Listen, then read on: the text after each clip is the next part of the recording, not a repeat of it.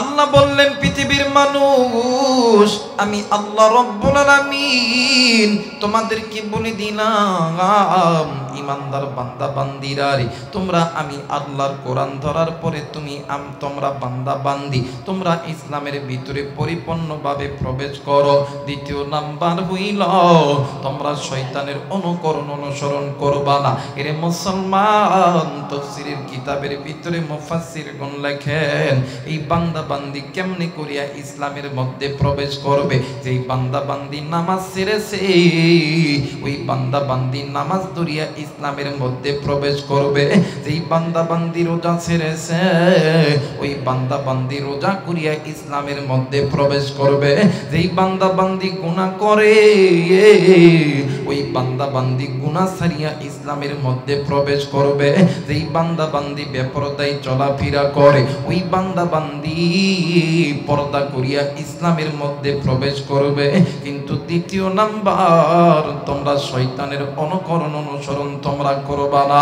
এরা মুসলমান,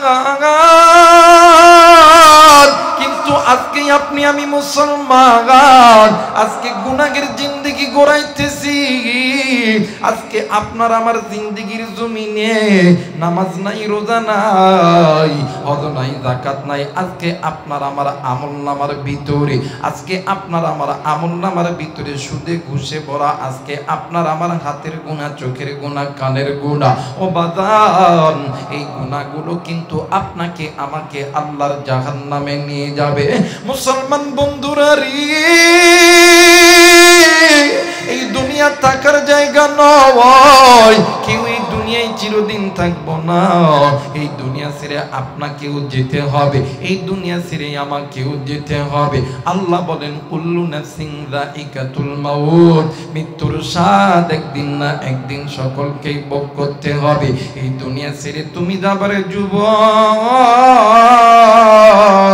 এই দুনিয়া ছেড়ে আমি যাব, এই দুনিয়া ছেড়ে মুরব্বী আপনাকেও যেতে হবে, মা আমাকেও যেতে হবে।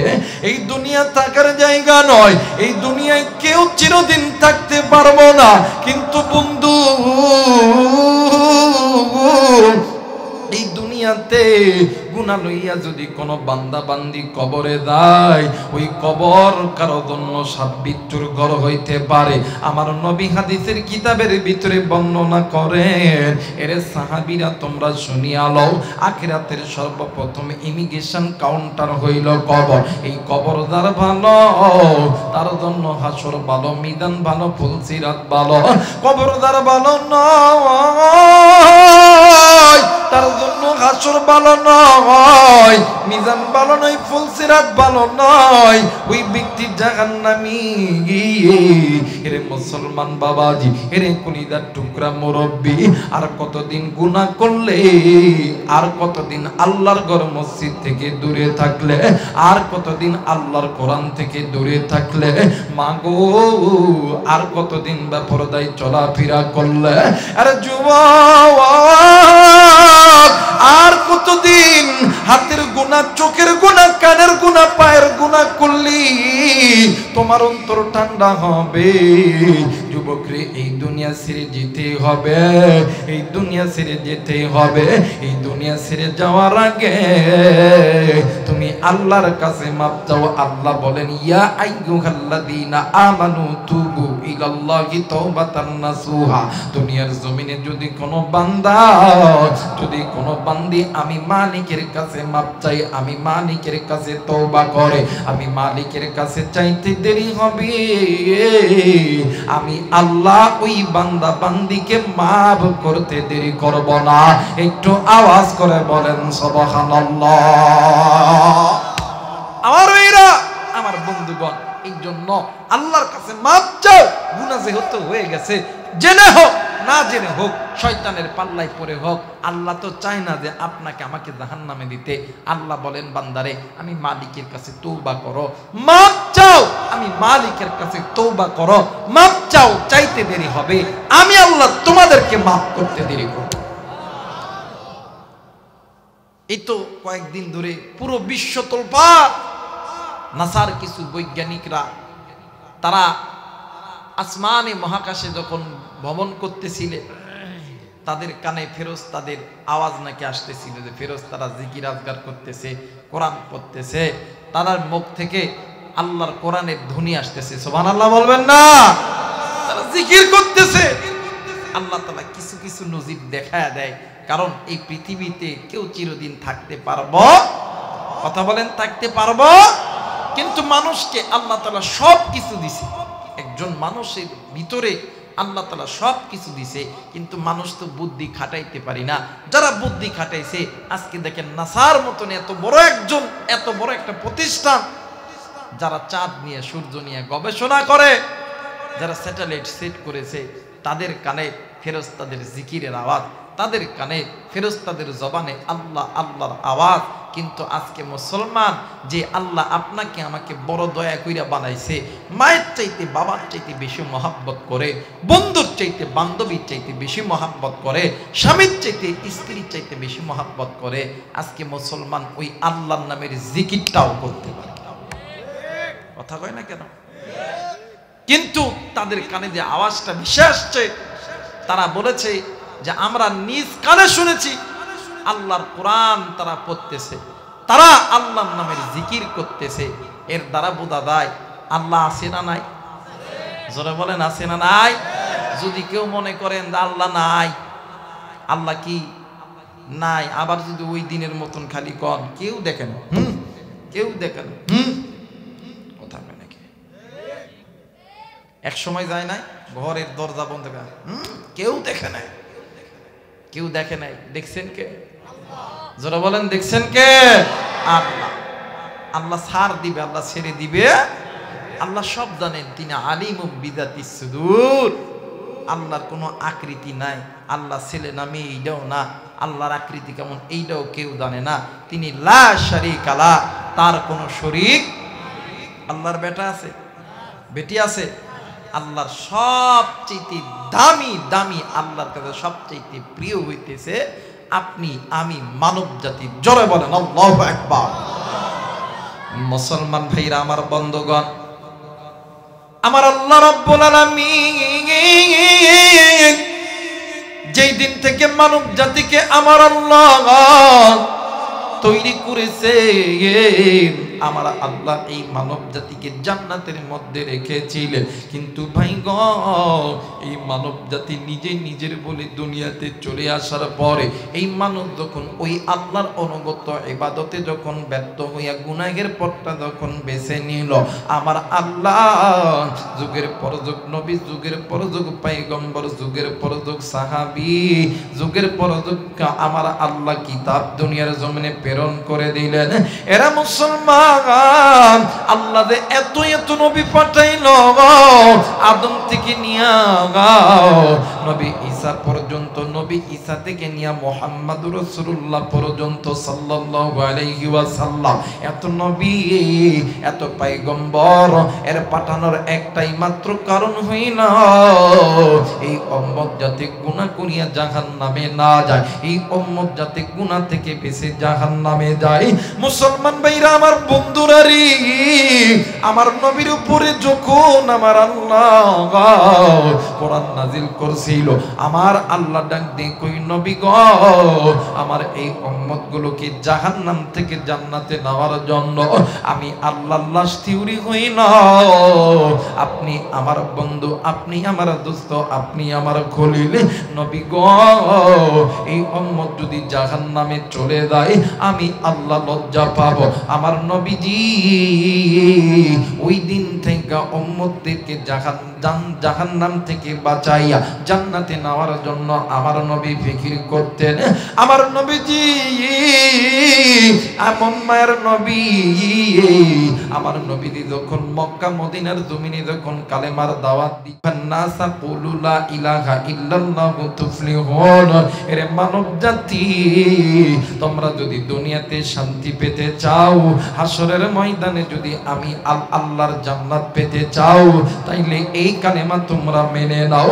মুসলমান ভাইরা আমার, বন্ধুগণ, আল্লাহর নবী কালেমা কালেমার দাওয়াত দিতে আছে বাদানে আমার আল্লাহর নবী কালেমার দাওয়াতে দ্বীনি কাজ করতেই থাকে সাহাবায়ে কেরাম করতেই থাকে কিন্তু বাদানরি একদিন আল্লাহর নবী খোলা ময়দানে বসিয়া আল্লাহর নবী ডুকরে কাঁদতেছে নবীদের সাহাবীরা ডাক দিয়ে কই নবী গো ইয়া রাসূলুল্লাহ ইয়া হাবিবাল্লাহ আপনি কেন কান্দেন গো নবীজি আল্লাহর নবী কোন কথা বলে না সাহাবীরা ডাক দিয়ে কই নবী গো আপনি কেন কান্দেন গো নবীজি বলেন না সাহাবীরা ডাক দিয়ে বললেন নবীজি আপনি কেন কান্দেন গো নবী জলদি করে বলেন না আল্লাহর নবী ডাক দিয়ে কই সাহাবী আমি নবী কান্দি জাহান্নামের ভয়ে সাহাবীরা ডাক দিয়ে কই হুজুর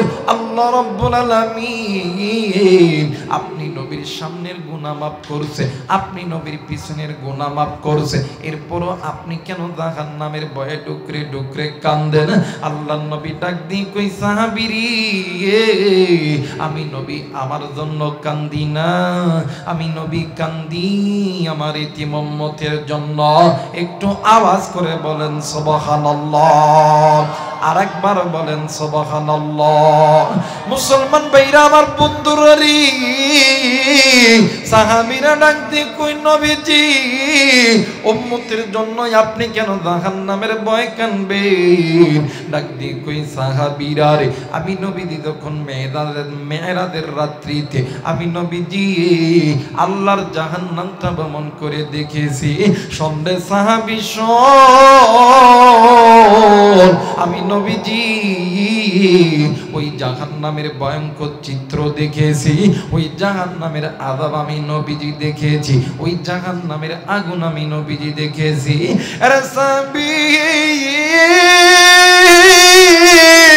আমার উম্মতরে যদি আমার আল্লাহ ওই জাহান্নামের ভিতরে দেয় আমার উম্মত তো দুনিয়াতে এক জররা পরিমাণ আগুনের তাপ সহ্য করতে পারে না আমার উম্মত ওই জাহান্নামের আগুন কেমনে কইরা সহ্য করবে সাহাবীরা শুনে নাও জাহান্নাম দুনিয়ার আগুন মানুষের হাতে লাগলে মানুষের হাত পুড়িয়া যায় কিন্তু রে সাহাবী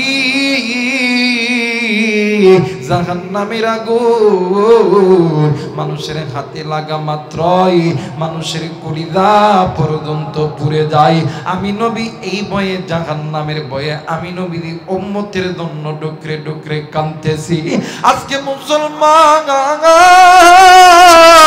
যেই নবীদের সরদার যেই নবী উম্মতের কান্ডার ওই নবী বিনে কোন উম্মত জান্নাতে যাইতে পারবে না ওই নবী জাহান্নামের ভয়ে ডুকরে কান্দে কিন্তু মুসলমান আজকে আপনি আমি গুনাহ করি আরে কলিজার টুকরা মুরব্বি এখনো সময় আছে গুনাহ ছাড়ো মালিকের কাছে তওবা করো মালিকের কাছে তওবা করতে দেরি গো আমার আল্লাহ মাফ করতে দেরি করবে না একটু আওয়াজ করে বলেন সুবহানাল্লাহ আরেকবার বলেন সুবহানাল্লাহ আমার ভাইরা আমার বন্ধুগণ এই জন্য গুনাহ ছাড়তে হবে গুনাহ যত ছোট হোক করব না নেকি যত ছোট হোক ছাড়ব না ইনশাআল্লাহ মুসলমান ভাইরা আমার বন্ধুগণ আপনি আমি মানুষ কিন্তু আপনার আমার পয়গম্বর জনাবে মুহাম্মদুর রাসূলুল্লাহ সাল্লাল্লাহু আলাইহি ওয়াসাল্লাম ও বাজান হাদিসের কিতাবের ভিতরে পাওয়া যায় আল্লাহর নবীর গায়ে প্রচন্ড জ্বর আমার মায়ের নবী দয়ার নবী রাহমাতুল লিল আলামিন জ্বরে থরথর কইরা কাঁপতেছিলেন ও বাজান ইতিমধ্যে আল্লাহর নবীর সাহাবী আবু বকর সাহাবী ওমর সাহাবী ওসমান সাহাবী আলী আল্লাহর নবীর সামনে দাঁড়ায় গেছে আল্লাহর নবী ডাক দিয়ে কই সাহাবী তোমরা মদিনাবাসীকে খবর দিয়া দাও, আমি নবীজি মদিনাবাসীর সঙ্গে একটু কথা বলবো। এরা সিরাজগঞ্জের যুবক বন্ধু, এরা কলিদার টুকরা বাবাজি, কলিদার টুকরা মা, খুব খেয়াল করে কথাগুলো শুনবেন গো বাবা ও বন্ধু। মদিনার বুকে এলান হয়ে গেছে, আপনারা যেমন মানে আপনারা যেমন আমার সামনে আইসা মানব জাতিরা বসে গেছে, ছোট বড় নারী পুরুষ যেমন বসে গেছেন রে বাবা, আল্লাহ নবী সাহাবায়ে কেরামদের মাঝে কথা বলবে। এই কথা শোনার পর মক্কা মদিনার জমিনে হাজার হাজার মুসলমান নারী পুরুষ এক জায়গায় একতাবদ্ধ হয়েছে। আমার নবীজি, আমার ভাইরা, আমার বাবাজিরা রে, আমার নবীর গায়ে প্রচন্ড দর। আল্লাহ নবী হযরত আলীর ঘাড়ের উপর হাত দিয়া আল্লাহ নবী দাঁড়ায় গেছে। ও বাজার, আমার নবী যখন সাহাবীদের মাঝখানে দাঁড়ায় গেছে, আমার নবী ডাক দিয়ে কই, সাহাবী, এই দুনিয়া থাকার জায়গা নয়, কেউ এই দুনিয়ায় চিরদিন থাকবো না, এই দুনিয়া ছেড়ে তোমরাও যাবা, আমিও যাব, কিন্তু রে সাহাবী, আমি নবীর মন বলে এই দুনিয়াতে আমি নবীজি মনে হয় আর বেশি দিন বাঁচব না। আল্লাহ নবী শুধুমাত্র এতটুকু কথা বলছে। এরা বন্ধু হাসাইসুল কুবরা আল্লামা জালালউদ্দিন সৈয়দী রহমাতুল্লাহ আলাইহি তিনি তিনার কিতাবের ভিতরে বলেছে, আল্লাহ নবী এতটুকু কথা বলা মাত্রই মদিনার জমিনে নারী পুরুষ, যুবক যুবতী, বুড়া বুড়ি একজন আর একজনরে দরিয়া ডুকরে ডুকরে কান্দে আর ডাক দিয়ে কই, হাইরি মদিনায় অন্ধকার হইয়া যাবে, কে আমাদের নামাজের ইমামতি করবে, কে আমাদেরকে দ্বীনের কথা শোনাইবে, কে আমাদের কোরআনের কথা শোনাইবে। আল্লাহর নবী ডাক দিয়ে কই, সাহাবী, আরে সাহাবী, কুল্লু নাফসিন যায়িকাতুল মাউত, সাহাবী রে, মৃত্যুর স্বাদ একদিন না একদিন সকলকেই ভোগ করতে হবে রে সাহাবী। এরে সাহাবী, এই দুনিয়াতে কেউ চিরদিন থাকতে পারবা না রে সাহাবী। ও বাজান, আমার নবী যখন এই কথা বলছে, সাহাবায়ে কেরামরা একদম খামোশ হয়ে বসে আছে। আল্লাহ নবী ডাক দিয়ে কই, সাহাবী রে, আমি নবী চলে যাব, কিন্তু আমি নবী যাওয়ার আগে আমি নবীজি তোমাদের কাছ থেকে একটু মাপ চেয়ে নিতে চাই। ও বাদান ভাই গ, আল্লাহ নবী যখন এই কথা কইছে, সাহাবীরা কোনো কিছু বলে না। আল্লাহ নবী ডাক দিয়ে কই, সাহাবী, আমি নবীর সঙ্গে তোমাদের যদি কোনো দানা পানা থেকে থাকে আমি নবীকে বলে দাও, আমি নবীজি তোমাদের দানা পানা মিটিয়ে দিব। কারণ হইল আমি নবী যদি গুনাহ লইয়া আল্লাহর কাছে যাই, আমার আল্লাহ লজ্জা পাবে। আরে কোন সাহাবী আসনি, আমি নবীর সঙ্গে তোমার কোনো দানা পানা আছে কিনা? ও বাজান, ইতিমধ্যে একজন সাহাবী দাঁড়ায় ডাক দিয়ে কই, নবী গ, আপনার সঙ্গে আমার কিছু দানা পানা আছে। ডাক দিয়ে কই, সাহাবী রে, কি দানা পানা আছে জলদি করে বলো না। ডাক দিয়ে কই, হুজুর, আপনি একদিন মসজিদ থেকে আসরের নামাজ পড়ার পরে আপনি নবীজি বাজারের দিকে যাইতেছিলেন। ইয়া রাসূলুল্লাহ, ইয়া হাবিবাল্লাহ, আপনার কাছে একজন সাহেলকারী ব্যক্তি, আপনার কাছে ভিক্ষুক ব্যক্তি হাত পেতেছিল গো নবীজি। ওই সময় তো আপনার কাছে অর্থ ছিল না, টাকা ছিল না নবীজি। ও নবী, আপনার কাছে তো কোনো টাকা ছিল না, আপনি আমার কাছে হাওলাত নিয়ে ওই ভিক্ষুক ব্যক্তির কিছু টাকা দিয়েছিলেন। আল্লাহর নবী ডাক দিয়ে কই, আলী রে, তুমি জলদি করে আমার ঘরের ভিতরে চলে যাও, আমার বেটি ফাতেমারে বলো আমার ব্যক্তি ও রাষ্ট্রীয় কোষাগার থেকে তুমি এই ব্যক্তির দানা পানাগুলি মিটিয়ে দাও। একটু আওয়াজ করে বলেন সুবহানাল্লাহ। আমার নবী গুনাহ লইয়া আল্লাহর কাছে যাইতে চাই না, আল্লাহ লজ্জা পাবে। কিন্তু যে উম্মতকে আল্লাহ তাআলা সৃষ্টির শ্রেষ্ঠ বানাইলো, ওই উম্মত গুনাহ ছাড়তে পারলাম না। কথা বলেন ঠিক কিনা? নবী নবী নবী, আদম থেকে নিয়া ঈসা পর্যন্ত যত নবী আছে সমস্ত নবীদের সর্দার। সুবহানাল্লাহ বলবেন না? আখির জামানার পয়গম্বর, যেই নবীর সুপারিশ ছাড়া কোন নবী কেন নবীর উম্মত, নবীর বাপ মা জান্নাতে যাইতো। দিনে 5 বার মসজিদের মিনার থেকে আপনাকে ডাকে, আর কয়বার এই কপালটা মালিকের দরবারে লাগাইছে বলেন তো দেখি। একজন চাকরি করে, সরকারি চাকরি, 1 মাস 30 দিনে কয় মাস? কথা কয় 30 দিনে 1 মাস। এই 1 মাস চাকরি করলে 20,000 টাকা পেতেন। কয় হাজার? এখন যদি চাকরি যদি 10 দিন করে বেতন কি 20,000 পাবে? কথা কয় না 20,000 পাবে না। তুমি তো 5 ওয়াক্ত নামাজের ভিতরে 1 ওয়াক্ত নামাজও এই কপালটা মালিকের দরবারে লাগাও না। শুক্রবারে একদিন, তাও আবার ওই 2 রাকাত পড়ে দেও দূর। আল্লাহ কি এতই বোকা যে তোমার আমার মতন সিটার বাটপার চিনে না? কথা কয় না কেন? আল্লাহ কি এতই গাধা যে তোর মতন সিটার, তোর মতন বাটপার, তোর মতন ধোঁকাবাজকে আল্লাহ চিনে বিদায় দেয় না? কথা বলেন ঠিক কিনা? আর আল্লাহ যাদেরকে চিনে তাদেরকে আমার আল্লাহ দেয়। আল্লাহ কোনো দিন কোনো কিছুর অভাব দেয় না। এই জন্য আল্লাহর নিয়ামতের শুকরিয়া আদায় করতে হবে। আল্লাহ তাআলা আজকে আমার 1 সন্ধ্যা খাওয়াইছে, আলহামদুলিল্লাহ। আজকে গরুর গোশত খাওয়াইছে, আলহামদুলিল্লাহ। আলুর ভর্তা খাওয়াইছে, আলহামদুলিল্লাহ। এই যে আল্লাহ শুকরিয়া আদায় করলাম, আল্লাহর শুকরিয়া যে বান্দা বান্দি আদায় করবে, আল্লাহ তাআলা তার নিয়ামতের শুকরিয়া 10 গুণ বাড়ায়। আল্লাহ তো কোরআন শরীফের ভিতরে বলছে, লা ইন শাকারতুম লা আযিদান্নাকুম ওয়া লা ইন কাফারতুম ইন্না আযাবি লাশাদীদ। যে বান্দা বান্দি আল্লাহর নিয়ামতের শুকরিয়া যত আদায় করবে, আল্লাহ তাআলা তার নিয়ামত তত বাড়ায়। সুবহানাল্লাহ বলবেন না? এই জন্য আল্লাহ শুকরিয়া বেশি বেশি আদায় করে। আমার ভাইরা, আমার নবীজি যখন এই কথা কইছে, আমার নবীজি ডাক দিয়ে কই, সাহাবীরা রে, আর কি কেউ আসনি আমি নবীর কাছে কোনো পানা দানা পাও? একটু আওয়াজ করে বলা যাবে না আল্লাহু আকবার? মুসলমান ভাইরা আমার, বন্ধুগণ, সাহাবী কোনো কথা বলে না। আমার ভাইরা, আমার বাবাজিরা রে, ইতিমধ্যে আল্লাহ নবী ডাক দিয়ে কই, সাহাবী তোমরা কি চাও আমি নবীজি গুনাহ লইয়া আল্লাহর কাছে যাইতে? এরে সাহাবী, আমি নবী যদি গুনাহ লইয়া আমার আল্লাহর কাছে যাই, আমার আল্লাহ লজ্জা পাবে।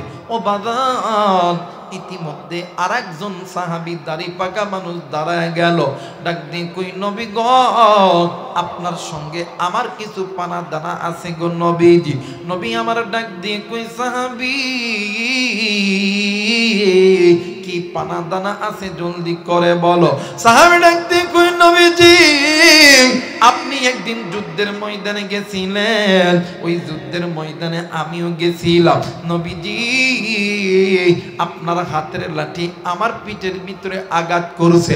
আল্লাহ নবী ডাক দিয়ে কই, আলী রে, তুমি জলদি করে ফাতেমাকে দিয়ে বলো আমি নবীর লাঠিটা আমার কাছে যেন পাঠায় দেয়। ও বাবা, হযরত আলী রাদিয়াল্লাহু তাআলা আনহু নবীর সামনে যখন লাঠি আনছে, আল্লাহ নবী, মায়ার নবী, দয়ার নবী, রাহমাতুল লিল আলামিন, ওই লাঠি খানা লইয়া আমার বেইরা, আমার বন্ধুগণ, আল্লাহর নবী আমনে কইরা দাঁড়ায় গেছে। আর ডাক দিয়ে কই, সাহাবী আইরে আই, সাহাবী এই লাঠি খানা ধর। এই লাঠি আমি নবীজির পিঠের দিই দাগা, তোমার পিঠের দিই দাগায় আঘাত করছে। তুমি আমি নবীজির পিঠের ওই জায়গার ভিতরে আঘাত করো। আর বন্ধু, সাহাবী যখন লাঠি নিয়া যখন নবীর দিকে 1 পা 2 পা করে আইতেছে, মুহূর্তের ভিতরে হযরত আবু বকর রাদিয়াল্লাহু তাআলা আনহু ওই সাহাবীর সামনে দাঁড়ায় গেছে। ডাক দিয়ে কই, সাহাবী তুমি কোন নবীকে মারার জন্য তুমি এই লাঠি লইয়া যাইতেছ? এরে সাহাবী, তুমি জানো নি যেই নবী ইমামুল মুরসালিন, খাতামুন নবিয়্যিন, রাহমাতুল লিল আলামিন। আরে সাহাবী, যেই নবী বিনে কোন উম্মত আল্লাহর জান্নাতে যাইতে পারবে না। আরে সাহাবী, আমার আল্লাহ 18,000 মাখলুক আমার আল্লাহ তৈরি করেছে। এই 18,000 মাখলুকের ভিতরে সর্বশ্রেষ্ঠ আল্লাহ তাআলা মানব জাতিকে তৈরি করেছে। এই মানব জাতির ভিতরে শ্রেষ্ঠ মানব হইল তোমার আমার নবী, যেই নবীর গায়ে আল্লাহ তাআলা মুসামাসি পরা হারাম করে দিয়েছে। জোরে বলেন আল্লাহু আকবার। আমার নবীর গায়ে মুসামাসি পরা হারাম, ওই নবীর গায়ে মুসামাসি পরা হারাম। আবু বকর ডাক দিয়ে কই সাহাবীরে তুমি কি আমারে চিনো? আমি কে? ডাক দিয়ে কই হ চিনি। তুমি আবু বকর, তোমার একদিনের আমল যদি এক পাল্লায় রাখা হয়, এক রাতের যদি আমল এক পাল্লায় রাখা হয়, উম্মতে মুহাম্মাদের আমল যদি তোমার এক রাতের আমলটা বেশি ভারী হবে। জোরে বলেন আল্লাহু আকবার। এই আবু বকর নবীর প্রেমে দাঁড়ায় গেছে, ডাক দিয়ে কই সাহাবীরে তুমি আমার বন্ধুকে মারতে যাবা, আমি আবু বকর কি দাঁড়ায়া থাকবো? আমার বন্ধু মুহাম্মাদের যেদিন মা ছিল না, বাবা ছিল না, ওই দিন থেকে আমি আবু বকর আমার বন্ধুর সামনে আছি, পিছনে আছি, ডেনে আছি, বামে আছি। আমি আবু বকর জিন্দা থাকতে আমার নবীর গায়ে একটা লাঠির আঘাতও লাগতে দিব না। একটু আওয়াজ করে বলেন আল্লাহু আকবার। আর আমরা মুসলমান আলেমদেরকে মারে, মুসলমান হিজরার মতন চাইয়া থেকে দেখি দেখা মারুকা কথা বলে। এক সময় আলেমদেরকে তখন গ্রেফতার করছিল এক শ্রেণীর মুসলমান, হায় হায় কি বলছো, দেখ মারলে কি করতাম, কি করতাম। হিজরা চিনেন আপনারা? হিজরা চিনেন? মাঝে মাঝে দেখবেন যুগি বাড়ি বাজারে চাঁদা উঠাইতে আইব, মামা মামা কথা কয়। বর্তমান আমার বাংলাদেশে হিজরারা মসজিদ তৈরি করতেছে, মাদ্রাসা তৈরি করতেছে, কোরআন পড়তেছে, কিন্তু তুমি আমি পুরুষ নারী হইয়া ওই কোরআন ছাড়তেছি, মসজিদ ছাড়তেছি, মাদ্রাসা ছাড়তেছি। কথা বলেন ঠিক কিনা? আমার ভাইরা, আমার বন্ধুগণ, হযরত আবু বকর ডাক দেয়, আমি আবু বকর জিন্দা থাকতে নবীর গায়ে এই লাঠির আঘাত লাগতে দিতাম না। সুবহানাল্লাহ। সাহাবী ডাক দেখো, ও আবু বকর আমি তোমার চিনি, তুমি এমন একজন সাহাবী যে সাহাবী এক রাতের আমল যদি এক পাল্লায় রাখা হয়, তামাম সাহাবী তামাম উম্মতের আমল যদি আরেক পাল্লায় রাখা হয়, তাইলে তুমি আবু বকরের এক রাতের আমলটা অনেক দামি হয়ে যায়। নবীকে কত ভালোবাসতেন, নবীকে কত মহাব্বত করতেন, সুবহানাল্লাহ বলবেন না? মুসলমান ভাইরা, আমার বন্ধুগণ, চমৎকার একটা ওয়াকিয়া আবার আমার মাথায় মনে হইয়া গেল। বাদান রে, আমার কথাই কথা বেড়ে গেল রে বন্ধু। মাত্র 2টা মিনিট, মানে মাত্র 5টা মিনিট সময়ের ভিতরে ওয়াকিয়াটি বর্ণনা করব, মানে যদি হুকুম দেয় তাইলে আমি ওয়াকিয়াটি বর্ণনা করব। আপনারা কি রাগ করতেছেন নাকি বাদান? জোরা বলেন, রাগ করতেছেন নাকি? মুসলমান বন্ধুরা রে, আমার বেঙ্গিরা, আমার বন্ধুগণ, আল্লাহর নবী যখন মানে মদিনার মক্কার বুকে ছিল, নবীজি যখন কালেমার দাওয়াত দিতেছিল, একদিন হঠাৎ করে মক্কাবাসীরা নজর কইরা দেখে আমার নবী নেই, নবী কোথায় যেন হারিয়ে গেছে। আর বন্ধু, আমার নবীকে না দেখতে পাইরা মক্কার জমিনের নারী পুরুষ গুনি রাতেও কান্দে, দিনেও কান্দে। এমনও সাহাবী খানা পর্যন্ত খায় না, এক ফোঁটা পানি পর্যন্ত মুখে দেয় না। সাহাবায়ে কেরামদের একটা টিম গঠন হলো, ওই টিমের ভিতরে হযরত আবু বকরকে প্রধান বানাইয়া আল্লাহর নবীকে খোদাখুদির দায়িত্ব দিয়া দিল। আমার নবী সহ 10 জন সাহাবী মিলিয়া আবু জেহেলের বাড়িতে আইছে। আর বন্ধু, হযরত আবু বকর দেখেন আমার নবীর কতটা পরিমাণ ভালোবাসে। আবু জেহেলের বাড়িতে এসে ডাক দিয়ে কই, আবু জেহেল। আবু জেহেল ঘুম থেকে উঠিয়া ঘরের দরজায় ডাক দিয়ে কই, আবু বকর এত সকালবেলা তুমি আমার বাড়িতে কেন আইছো? এইবার হযরত আবু বকর আবু জেহেলের কাছে 2 হাত জোর করিয়া ডাক দিয়ে কই, আবু জেহেল এত সকালবেলা তোমার বাড়িতে আসার একটাই মাত্র কারণ হইল আমার বন্ধু মুহাম্মদ কি তোমরা যদি মেরে ফেলো, তোমরা যদি গুম করে ফেলো, তাইলে আমরা তাইলে আমাদেরকে বলো, তোমরা ওই লাশটা বাহির করে দাও, আমরা তোমাদেরকে কিছুই বলবো না। এরা বন্ধু হযরত আবু বকর দুই হাত জোর করতেছিলেন, এরপরে হযরত আলী হযরত ওসমান ডাক দিয়ে কই এরাই হাত না, তুমি বলো বলো আমার নবীকে তুমি ফেরত দিবা, জিন্দা হোক অথবা মৃত হোক, আমি আমি আমি ওসমান গনি আমার যত সম্পদ আছে সমস্ত সম্পদ তোমার নামে লিখে দিব। আবু জেহেল কোনো কথা বলে না। নবীর সাহাবী হযরত ওমর রাদিয়াল্লাহু তাআলা আনহু ডাক দিয়ে কই আবু জেহেল এরে আলী এরে ওসমান তোমরা একটু সরে দাঁড়াও। ও বাদাত হযরত ওমর রাদিয়াল্লাহু তাআলা আনহু ওই তরবারি নুইয়া দাইয়া আবু জেহেলের সামনে এমন কইরা যখন বসায় দিছে, আবু জেহেল থরথর কইরা কাঁদতে লাগছে। একটু আওয়াজ করে বলেন সুবহানাল্লাহ। আবু জেহেলের সামনে তরবারি লয়ে যখন বসা দিছে, আবু জেহেল এমন করে থাকে কি রে, এ আবু জেহেল আমরা চিনস? থরথর করে হ্যাঁ চিনি। আগামী 24 ঘন্টার ভিতরে আমার নবীরে জিন্দা অথবা মৃত যদি বাহির করে না দাও, আমি ওমর কইতাছি, আমি ওমর কইতাছি, তোমার শরীরকে এত টুকরো টুকরো কর্ম মক্কা মদিনার কুত্তাও তোমারে চিনতে পারবো না। জোরে বলেন আল্লাহু আকবার।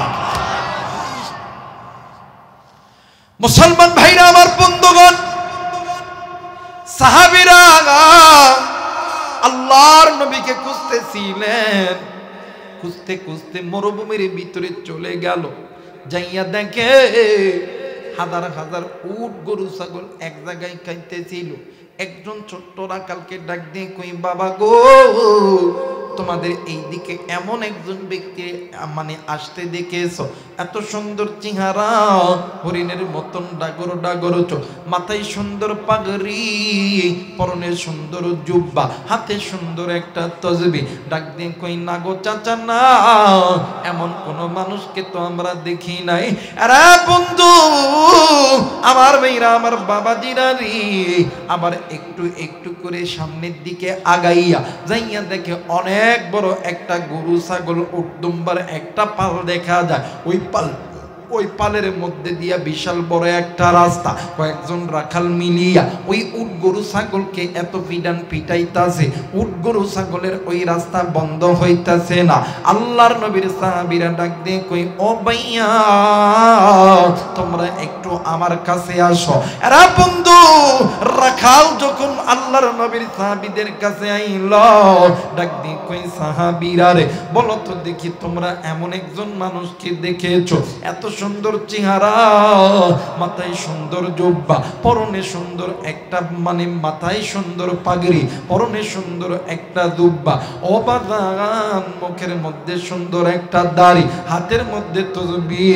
হঠাৎ করে ছোট্ট একটা বাচ্চা রাখাল ডাক দিয়ে কই ওগো হুজুর, আজ থেকে 3 দিন আগে এইরকম একজন ব্যক্তি এই উট ছাগল মহিষ দুম্বার মাঝখান দিয়ে গেছে। হুজুর কি কইম দুঃখের কথা গো, ওই দিন থেকে আমরা এই উট ছাগল দুম্বারে এত মারতেছি, এই উট ছাগল দুম্বা এই যে মাঝখান দিয়া রাস্তা হয়ে গেছে, এইটা আমরা আর জোড়া করতে পারতেছি না। আল্লাহর নবীর সাহাবী হযরত আবু বকর দৌড় দিয়া রাস্তা বইয়া যায়, যাইয়া নজর কইরা দেখে উঁচু এক পাহাড়ের উপরে আমার নবী সিজদা দিয়া পইরা আছে।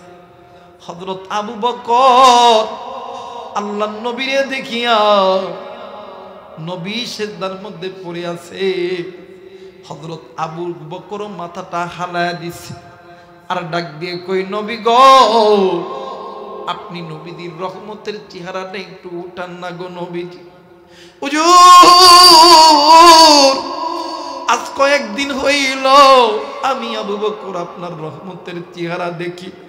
হযরত ওমর, আলী, ওসমান রাদিয়াল্লাহু তাআলা ডাক দিয়ে কই, নবী গো আপনি একটাবার মাথা উঠান না গো নবীজি। আল্লাহর নবী মাথা উঠাই না। এরা বন্ধু হযরত ওমর রাদিয়াল্লাহু তাআলা ডাক দিয়ে কই, আলী রে তুমি জলদি করে মদিনায় খবর দিয়ে দাও, ইমাম হাসান আর হোসেনকে আসতে বলো, মা ফাতেমাকে আসতে বলো। ও বাজার এইদিকে হযরত আবু বকর রাদিয়াল্লাহু তাআলা আনহু বারবার নবীজির মোবারক চেহারাখানা যখন দেখতে যাইতেছে, কিন্তু বাদান পারে না, আমার নবী ওঠেও না। ওমর ডাক দিয়ে কই, নবী গো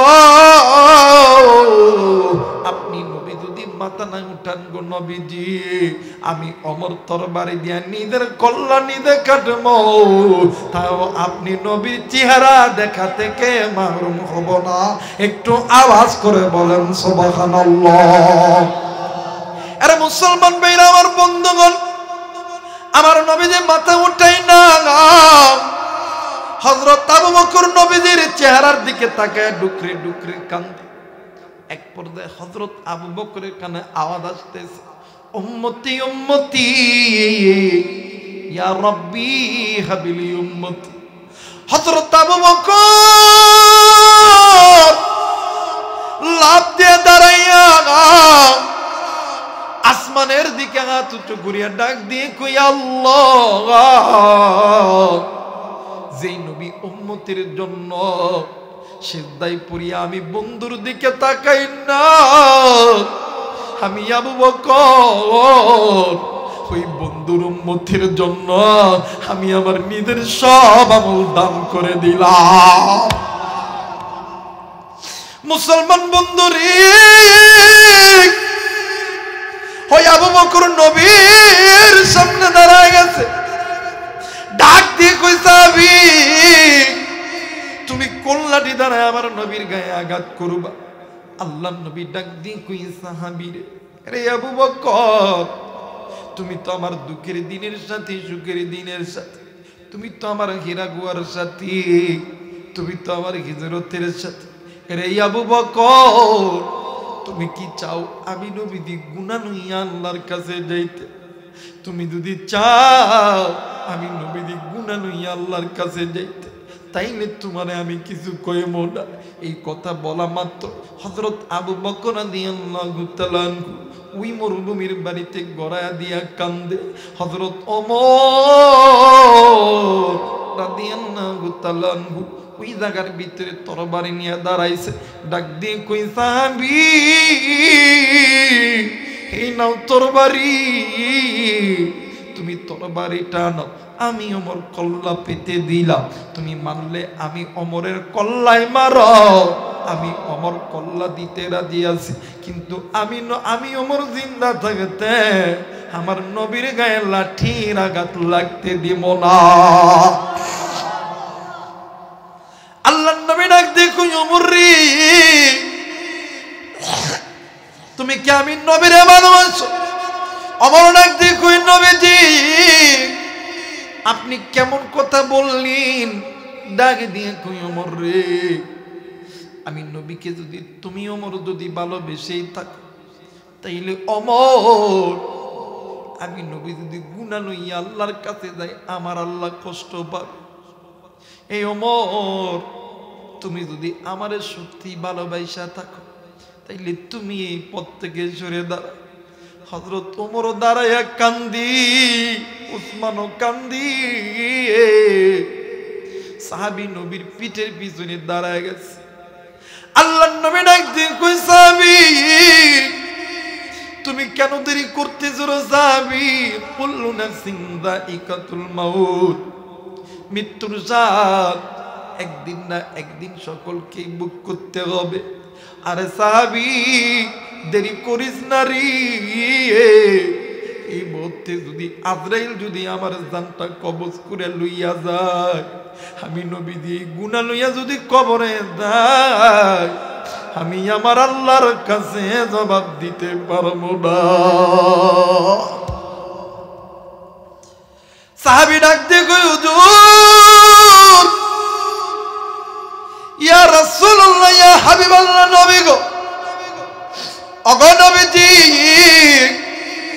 এই লাঠি যখন আপনার পিঠে আঘাত করছিল, ওই সময় তো আমার পিঠে কোনো কাপড় ছিল না। আল্লাহর নবীর গায়ে জ্বর। আল্লাহর নবী এই কথা শোনা মাত্র নবীজি সঙ্গে সঙ্গে গায়ের চাদরখানা ফেলাইয়া দিছে। হ্যাঁ বন্ধু, তুমি আমি কোন নবীর উম্মত? নিজ ইচ্ছায় গুনাহ করি রে বন্ধু, কিন্তু ওই নবী তো গুনাহ লইয়া কবরে যাইতে চাই না। আমার নবীজি যখনই গায়ের চাদর ফেলাইছি, সাহাবীরা একজন আর একজনকে ডাক দিয়ে কই, সাহাবী রে, তুই কোন নবীরে মারার জন্য যাইতেছ? আমার নবী ডাক দিয়ে কই, সাহাবী দেরি করিস না রে সাহাবী, আমি নবীর কাছে যদি মালাকুল মউত চইলা আসে, আমি নবী যদি মারা যায়, আমার আল্লাহ যদি হাসরের ময়দানে জিজ্ঞেস করে, নবী গো তুমি গুনাহ কইরা আইছো গো নবীজি, আরে সাহাবী আমি নবীজি আবার আল্লাহর কাছে জবাব দিতে পারবো না। এইবারে সাহাবী এক পা দুই পা করিয়া নবীর দিকে যাইতেছে। আরে মুসলমান, তুমি আমি ওই নবীর উম্মত, তুই কেন বন্ধু গুনাহ করি? কেন মুসলমান তুমি আমি গুনাহ করি? মানান্নি, এই দুনিয়া থাকার জায়গা নয়। কেউ এই দুনিয়ায় চিরদিন থাকবো না। এই দুনিয়া ছেড়ে আপনাকেও যেতে হবে, আমাকেও যেতে হবে। ও বাজার, কেন তুমি গুনাহ করো? কেন তুমি গুনাহ করো? আরে গুলিদার টুকরা মুরব্বী, আপনি কি বড় হয়েছেন? আপনি টাকাওয়ালা হয়েছেন, শিল্পপতি হয়েছেন, আপনি কোটি কোটি টাকার মালিক হয়েছেন। আরে বন্ধু, এই দুনিয়া ছেড়ে তোমারও যেতে হবে, আমারও যেতে হবে, কিন্তু বাজার ওই কবরে যাওয়ার আগে গুনাহ সাইরা কবরে যাইও। আমার ভাইরা, আমার বন্ধুগণ, এই এশিয়া মহাদেশের ভিতরে সবচেয়ে বড় ইলমুল মাদারিস হইল দারুল উলুম দেওবন্দ মাদ্রাসা। এই দারুল উলুম দেওবন্দ মাদ্রাসার আমাদের একজন মুরব্বী ছিলেন ইমামুল আসর ফকিহুন নাস রশিদ আহমদ গঙ্গী রহমাতুল্লাহ আলাইহি। এরা কুলিদার টুকরা যুবক, আমার ভাইরা, আমার বন্ধুরা রে, রশিদ আহমদ গঙ্গী রহমাতুল্লাহ আলাইহি আল্লাহর জাহান্নামের ভয়ে এত কান্না করতেন, কানতে কানতে রশিদ আহমদ গঙ্গী রহমাতুল্লাহ আলাইহি এই দুই চক্ষু কানা বন্ধ হইয়া গেছিল। ও বাজান, এই চক্ষুটা অন্ধ হওয়ার পরে আল্লাহর বান্দা যে অঞ্চলে যাইত, ওই অঞ্চলে যাইয়া কবরস্থান পাইলে কবরস্থান জিয়ারত করত। কিন্তু একদিন রশিদ আহমদ গঙ্গী রহমাতুল্লাহ আলাইহি ভিন্ন একটা এলাকায় গেছে। খাদিম ডাক দিয়ে কই, হযরত এই জায়গায় তো একটা কবর দেখা যায় গো। হুজুর ডাক দিয়ে কই, বাবা গো, তুমি আমারই এই কবরের মধ্যে লইয়া দাও। রশিদ আহমদ গঙ্গী রহমাতুল্লাহ আলাইহি দেমনি দে ওই কবরের মধ্যে দাঁড়াইছে। ভূমিকম্প হইলে মাটি যেমন তোর তোর কইরা কাঁপি, ওই রকম করিয়া ওই কবরটা কেমন জানি থর থর তুই তোর কইরা কাঁপতেছে। রশিদ আহমদ গঙ্গী রহমাতুল্লাহ আলাইহি আল্লাহর ডাক দিয়ে কই, আল্লাহ, মায়া কইরা ডাক দেন না, বলেন না আল্লাহ। আর একবার ডাক দেন না, বলেন না আল্লাহ। রশিদ আহমদ গঙ্গী রহমাতুল্লাহ আলাইহি ডাক দিয়ে কই, আল্লাহ, আমি জানি না এই কবরের হালতটা কি গো আল্লাহ, কিন্তু মালিক তোমার কাছে বলতেছি, আমি রশিদ আহমদ গঙ্গী রহমাতুল্লাহ আলাইহি আমি তো ইচ্ছা করলে দুনিয়ার চক্ষু দ্বারা, আমার এই চক্ষু দ্বারা দুনিয়ার কিছু দেখতে পারবো না আল্লাহ, কিন্তু তুমি ইচ্ছা করলে ভালো মানুষকে অন্ধ বানাইতে পারো, অন্ধ মানুষকে চক্ষু দিতে পারো। আল্লাহ গো, আমি তোমার কাছে চক্ষু চাই না আল্লাহ, আমি তোমার কাছে একটা জিনিস চাই, আমি এই কবরের কবরখানা দেখব। ওগো মালিক, তুমি চাইলে সবই পারো। রশিদ আহমদ গঙ্গি রহমতুল্লাহ ওই জায়গার ভিতরে বসিয়া চক্ষুটা বন্ধ করিয়া আল্লাহরে ডাক দিয়ে কই, আল্লাহ আমি চক্ষু বন্ধ করলাম, দেখানোর দায়িত্ব তোমার। রশিদ আহমদ গঙ্গি রহমতুল্লাহ চক্ষুটা বন্ধ করিয়া নজর কইরা দেখি এই কবরের মধ্যে এত আযাব, কবরবাসী কেমন জানি চিৎকার করতেছে। রশিদ আহমদ গঙ্গি রহমতুল্লাহ চিৎকার দিয়ে কবর থেকে বাইর হয়ে গেছে। রশিদ আহমদ গঙ্গি রহমতুল্লাহ কিতাবের ভিতরে বর্ণনা করেছে, আমি যখন চক্ষুটা বন্ধ করেছি আমি নজর কইরা দেখি এই মৃত ব্যক্তির কবরে একটা সাপ এমন ভাবে দংশন করতেছে, যেই জায়গায় কামড় দেয় ওই জায়গার আড্ডি মাংস জইলা যায়, যেই জায়গায় কামড় দেয় ওই জায়গার গোস্ত পর্যন্ত পুড়িয়া যায়। মাথায় কামড় দেয়, মাথার হাড্ডি মগজগুলো এক জায়গায় হইয়া যায়। সাপ মানুষের নাক দিয়া ঢুকে, মুখ দিয়া বাড়ায়, মগজ দিয়া ঢুকি পিছনের রাস্তা নিয়ে বাইরে হইয়া যায়। রশিদ আহমদ গঙ্গি রহমতুল্লাহ ডাক দিয়ে কই, আল্লাহ এত আদাব জীবনে কোনোদিন দেখি নাই। মুসলমান বন্ধুরে, এই দুনিয়া থেকে তুমি যাব, এই দুনিয়া থেকে আমি যাব বাদান্নি। এই দুনিয়াতে তোমার আমার মা ছিল নাই, তোমার আমার বাবা ছিল নাই, তোমার আমার দাদা ছিল নাই, দাদি ছিল নাই, নানা ছিল নাই। তোমারও যেতে হবে, আমারও যেতে হবে। এই কারণে বাদান গুনাহ লইয়া যাওয়া যাবে না, গুনাহ ছাড়িয়া যেতে হবে রে বন্ধু। ও বাদান, আপনাদের কাছে জোরহাত করে অনুরোধ গো বন্ধু, 2টা মিনিটের জন্য চক্ষুটা বন্ধ করবেন আর মাথাটি নিচের দিকে হালায়া দিবেন। প্লিজ কেউ কারো দিকে তাকাইবেন না। 2টা মিনিটের জন্য চক্ষুটা বন্ধ করবেন, মাথাটি নিচের দিকে লাগা দিবেন আর মনে মনে চিন্তা করো, এই বুঝি আমি মরিয়া গেছি রে মন, এই বুঝি আমি মরিয়া গেছি। যুবক রে, একটা বার লক্ষ্য কর, এই দুনিয়ার জমিনে তোমার কত খেলার জাতি ছিল নাই, এই দুনিয়ার জমিনে কত বন্ধু ছিল না, মুরব্বী আপনার মতন কত মুরব্বী ছিল আজকে দাঁড়া নাই। প্লিজ বাদান কেউ কারো দিকে তাকাইবেন না, চক্ষুটা বন্ধ করবেন আর মনে মনে চিন্তা করবে, মোর কেন তুই গুনাহ করস রে মোর, কেন তুই গুনাহ করস।